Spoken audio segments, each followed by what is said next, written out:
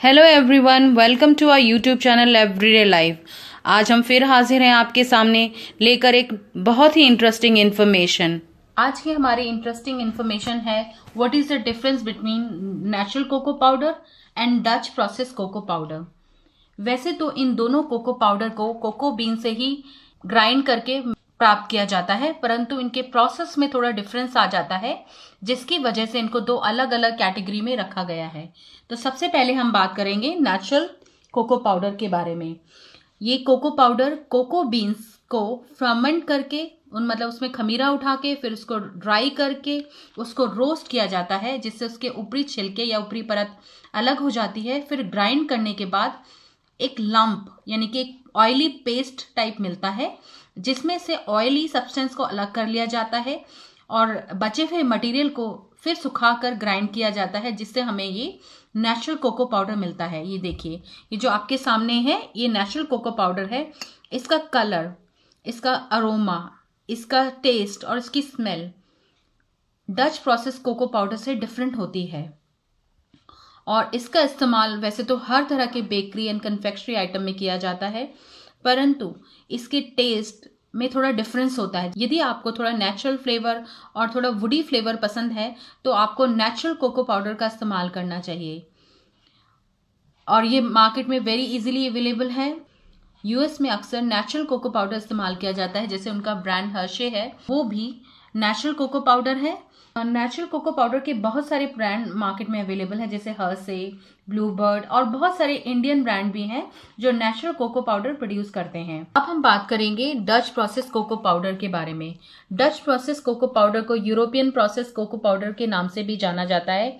ये देखिए, इसका कलर कितना डार्क है और इसमें जो फ्लेवर होता है वो भी बहुत ही ज़्यादा चॉकलेटी होता है। और इसका मेन डिफरेंस ये है, जो नेचुरल कोको पाउडर होता है वो थोड़ा सा एसिडिक होता है, जिसकी वजह से उसका जो फ्लेवर होता है थोड़ा सा नटी या वुडी ज़्यादा आता है। तो जब नेचुरल कोको पाउडर को, इस कोको पाउडर को प्राप्त कर लिया जाता है और इसको एल्कलाइन एजेंट से वॉश किया जाता है, तो जो हमें प्रोडक्ट या पाउडर प्राप्त होता है उसको डच प्रोसेस्ड या यूरोपियन प्रोसेस्ड कोको पाउडर कहा जाता है।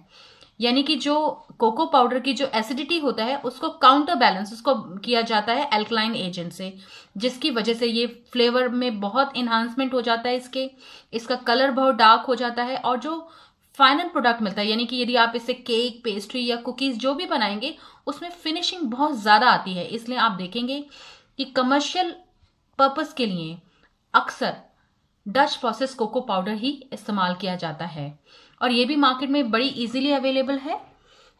और फ्लेवर इसका बहुत ही ज़्यादा चॉकलेटी होता है। यदि आप चॉकलेट को बहुत ज़्यादा पसंद करते हैं तो आपको अपने रेसिपी में डच प्रोसेस्ड कोको पाउडर ही इस्तेमाल करना चाहिए। और ये दोनों ही चीज़ें मार्केट में इजीली अवेलेबल हैं, पर इसका फ्लेवर, टेक्सचर बहुत ही ज़्यादा अलग है। सबसे बड़ा सवाल ये सामने आता है कि हमें रेसिपी में कौन सा कोको पाउडर इस्तेमाल करना है।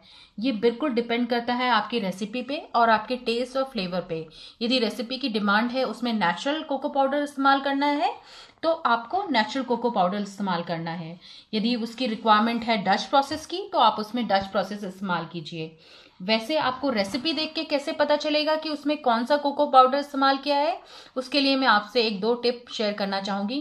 तो उसमें सबसे पहली टिप ये है, यदि वो रेसिपी में बेकिंग सोडा या सोडियम बाइकार्बोनेट का अच्छा खासा अमाउंट इस्तेमाल हो रहा है और उसमें बेकिंग पाउडर भी इस्तेमाल हो रहा है, तो इसका मतलब है कि उसमें जो कोको पाउडर इस्तेमाल किया गया है वो नेचुरल कोको पाउडर है। और उसकी दूसरी तरफ यदि रेसिपी में सिर्फ कोको पाउडर है और बेकिंग पाउडर है तो उसमें सिर्फ डच प्रोसेस कोको पाउडर का इस्तेमाल किया गया है। जब आप फाइनल प्रोडक्ट का कलर देखेंगे और उसकी फिनिश देखेंगे तो आप समझ ही जाएंगे इसमें कौन से टाइप का कोको पाउडर इस्तेमाल हुआ है। ये देखिए, जो ये आपके सामने है ये नेचुरल कोको पाउडर है। आप इसका कलर ऑब्जर्व कीजिए, ये कलर कितना लाइट है और जब आप इसको ऐसे देख रहे हैं तो इसकी जो फिनिश है वो भी बहुत ज़्यादा स्मूथ नहीं है। जबकि दूसरी तरफ ये हमारा जो डच प्रोसेस कोको पाउडर है ये कितना डार्क है, एकदम चॉकलेटी कलर का, और इसका टेक्सचर है ये भी काफ़ी स्मूथ है, काफ़ी फाइन टेक्सचर होता है इसका, इसलिए इसके फिनिश प्रोडक्ट भी बहुत ही फाइन बनते हैं। और आपके दिमाग में एक सवाल ये भी आ सकता है, क्या हम किसी रेसिपी में इन दोनों को इंटरचेंज कर सकते हैं? तो इसका जवाब हाँ और ना दोनों ही है। ना इसलिए क्योंकि रेसिपी की एक रिक्वायरमेंट होती है, रेसिपी किसी एक खास चीज के साथ जो फ्लेवर और जो टेक्सचर देती है, यदि आप उसी को पाना चाहते हैं तो आपको ये मिक्सिंग या इंटरचेंज कभी नहीं करना चाहिए।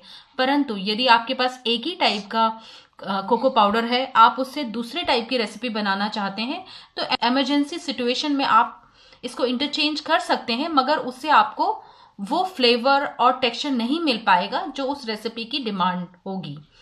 जैसे कि यदि आप डच प्रोसेस कोको पाउडर की कोई रेसिपी है और आपके पास डच प्रोसेस कोको पाउडर नहीं है, आप उससे नेचुरल कोको पाउडर इस्तेमाल करना चाह रहे हैं, तो उसके लिए आपको नेचुरल कोको पाउडर में एडिशनल बेकिंग सोडा डालना पड़ेगा, जिसकी रिक्वायरमेंट काफ़ी ज़्यादा हो सकती है। तो आपको उसके बारे में एग्जैक्ट इन्फॉर्मेशन बहुत सारी वेबसाइट में है। वैसे as a rule of thumb normally 3 tablespoon natural cocoa powder के साथ 1/8 स्पून ऑफ बेकिंग सोडा मिलाया जाता है, equivalent recipe of Dutch cocoa powder. जबकि यदि आपके पास सिर्फ डच प्रोसेस कोको पाउडर है और रेसिपी में नेचुरल कोको पाउडर दिया गया है, तो आप नेचुरल कोको पाउडर में जो बेकिंग सोडा डाला गया है उसको ओमिट कर सकते हैं और आप वो रेसिपी बना सकते हैं। लेकिन मैं यहाँ एक बार आपको बार बार बता रही हूँ कि उससे आप वो फ्लेवर और टेक्सचर नहीं अचीव कर पाएंगे जो उस रेसिपी की डिमांड या रिक्वायरमेंट होगी। आई होप मेरी ये इन्फॉर्मेशन आपकी एवरीडे लाइफ में यूजफुल रहेगी। Thanks for watching and keep exploring your everyday life.